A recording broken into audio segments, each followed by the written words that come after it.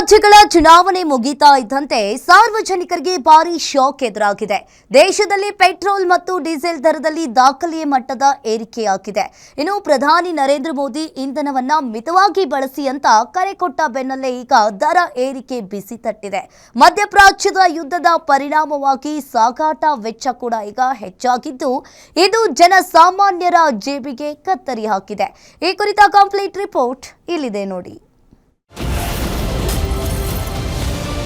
ವಾಹನ ಸವಾರರ ಜೇಬಿಗೆ ಕತ್ತರಿ ಹಾಕಿದ ಕೇಂದ್ರ ಸರ್ಕಾರ.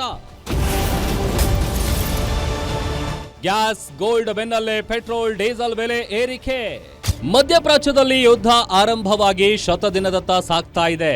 ಯುದ್ಧದ ಎಫೆಕ್ಟ್ ಎನ್ನುವಂತೆ ದುನಿಯಾ ದುಬಾರಿಯಾಗಲಿದೆ ಅನ್ನೋ ಮುನ್ಸೂಚನೆ ದೇಶದ ಜನರಿಗೆ ಮೊದಲೇ ಸಿಕ್ಕಿತ್ತು. ಇದಕ್ಕೆ ಪೂರಕ ಎನ್ನುವಂತೆ ಪ್ರಧಾನಿ ಮೋದಿ ಇತ್ತೀಚೆಗೆ ಇಂಧನ ಮಿತ ಬಳಕೆ ಪಾಠವನ್ನ ಮಾಡಿದ್ರು. ಈ ಪಾಠ ಮಾಡಿ ದೇಶದ ಜನರು ಅದನ್ನ ಅರ್ಥ ಮಾಡಿಕೊಳ್ಳುವ ಮೊದಲೇ ಪೆಟ್ರೋಲ್, ಡೀಸೆಲ್ ದರ ಏರಿಕೆ ಮಾಡಿ ಶಾಕ್ ನೀಡೋ ಕೆಲಸವನ್ನ ಮಾಡಿದೆ. ಪಂಚರಾಜ್ಯಗಳ ಎಲೆಕ್ಷನ್ ರಿಸಲ್ಟ್ ಬರ್ತಿದ್ದಂತೆ ಜನಸಾಮಾನ್ಯರ ಹೊಟ್ಟೆಗೆ ಹೊಡೆಯೋ ಕೆಲಸ ಆರಂಭವಾಗಿದೆ. ದೇಶಾದ್ಯಂತ ಇರೋ 86,400 ರಿಟೇಲ್ ಔಟ್ಲೆಟ್ಗಳಲ್ಲಿ ಇಂದಿನಿಂದ ಪೆಟ್ರೋಲ್, ಡೀಸೆಲ್ ದುಬಾರಿ ಬೆಲೆಗೆ ಸಿಗಲಿದೆ. ಸಾಗಾಟ ವೆಚ್ಚ ದುಬಾರಿಯಾದ ಹಿನ್ನೆಲೆಯಲ್ಲಿ ತೈಲ ಕಂಪನಿಗಳು ಗ್ರಾಹಕರಿಗೆ ಬರೆ ಎಳೆಯೋ ಕೆಲಸವನ್ನ ಮಾಡಿವೆ. ಹಾಗಾದ್ರೆ ದರ ಎಷ್ಟಿತ್ತು, ಎಷ್ಟಾಗಿದೆ ಅನ್ನೋದನ್ನ ನೋಡೋದಾದ್ರೆ, ಬೆಂಗಳೂರು ಸೇರಿದಂತೆ ದೇಶದ ಎಲ್ಲಾ ಸರ್ಕಾರಿ ಒಡೆತನದಲ್ಲಿರೋ ಬಂಕ್ಗಳಲ್ಲಿ ಪೆಟ್ರೋಲ್, ಡೀಸೆಲ್ ದುಬಾರಿಯಾಗಲಿದೆ. ಈ ಮೊದಲು ಪ್ರತಿ ಲೀಟರ್ ₹102.96 ಸಿಗ್ತಿದ್ದ ಪೆಟ್ರೋಲ್ ಇದೀಗ ₹106.17 ಸಿಗ್ತಿದೆ. ಅಂದ್ರೆ ಬರೋಬ್ಬರಿ ₹3.27 ಏರಿಕೆಯಾಗಿದೆ. ಹಾಗೇನೆ ಡೀಸೆಲ್ ಬೆಲೆಯಲ್ಲೂ ಹೆಚ್ಚಳವಾಗಿದ್ದು, ₹90.99 ಸಿಗ್ತಿದ್ದ ಡೀಸೆಲ್ ₹94.10 ಏರಿಕೆಯಾಗಿದ್ದು, ಪ್ರತಿ ಲೀಟರ್ಗೆ ₹3.12 ಹೆಚ್ಚಳವಾಗಿದೆ. ಇನ್ನು ದರ ಏರಿಕೆ ವಿಚಾರದಲ್ಲಿ ವಾಹನ ಸವಾರರಿಂದ ಮಿಶ್ರ ಪ್ರತಿಕ್ರಿಯೆ ವ್ಯಕ್ತವಾಗ್ತಿದೆ.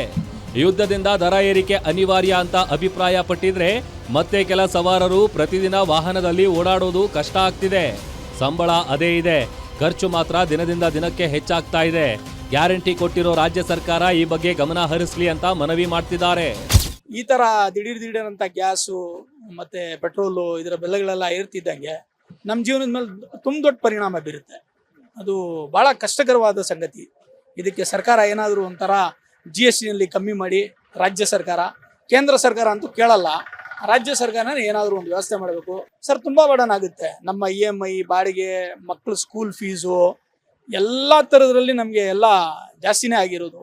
ಇದರಿಂದ ಈ ಪೆಟ್ರೋಲ್ ಬರ ಸಿಡಿಲ್ ಬಡ್ದಂಗೆ ನಮ್ಮ ಮೇಲೆ, ನಮ್ಮ ಜೀವನದ ಮೇಲೆ. ಇದಕ್ಕೆ ಸಿದ್ದರಾಮಯ್ಯ ಅವರು ಏನಾದರೂ ಒಂದು ತಕ್ಷಣವಾದಂಥ ಏನಾದರೂ ಒಂದು ಸ್ಟೆಪ್ ತಗೋಬೇಕು. ಒಟ್ನಲ್ಲಿ ಚುನಾವಣೆ ಮುಗಿತಾ ಇದ್ದಂತೆ ಜನಸಾಮಾನ್ಯರಿಗೆ ಬಿಗ್ ಶಾಕ್ ಸಿಕ್ಕಿದೆ. ಯುದ್ಧದ ನೆಪ ಒಡ್ಡಿ ಮಾಡಲಾಗಿರುವ ಈ ದರ ಏರಿಕೆ ಇಡೀ ದೇಶದ ಆರ್ಥಿಕತೆಯ ಮೇಲೆ ಮತ್ತು ಪ್ರತಿಯೊಬ್ಬ ನಾಗರಿಕನ ಜೇಬಿನ ಮೇಲೆ ದೊಡ್ಡ ಪರಿಣಾಮ ಬೀರಲಿದೆ. ಮುಂದಿನ ದಿನಗಳಲ್ಲಿ ಪರಿಸ್ಥಿತಿ ಇನ್ನೆಷ್ಟು ದುಬಾರಿಯಾಗುತ್ತೆ ಅನ್ನೋದನ್ನ ಕಾದು ನೋಡಬೇಕಿದೆ. Ullas S Kiruvase, guarantee news, Bengaluru.